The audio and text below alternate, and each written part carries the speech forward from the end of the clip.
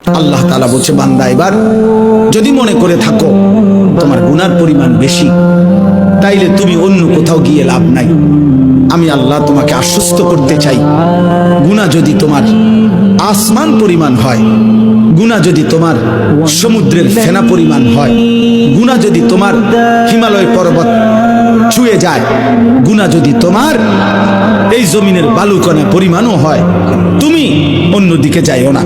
তুমি যদি শুধু বুঝতে পারো, অনুভব করতে পারো, তোমার ভিতরে যদি উপলব্ধি আসে আমার গুনাহ বেশি, আর আমার এই গুনাহ আমার জাহান্নামে নিবে, আর জাহান্নামের আগুন আমি সহ্য করতে পারবো না, খোদার কসম আল্লাহ বলেন এদিক সেদিক না গিয়ে বান্দা তুমি আমার দিকে ফিরে আসো, আমার রহমত থেকে নিরাশ হইও না।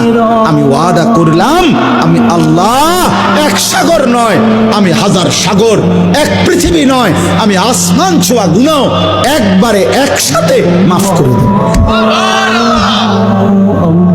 তুমি আমার কাছে আসো।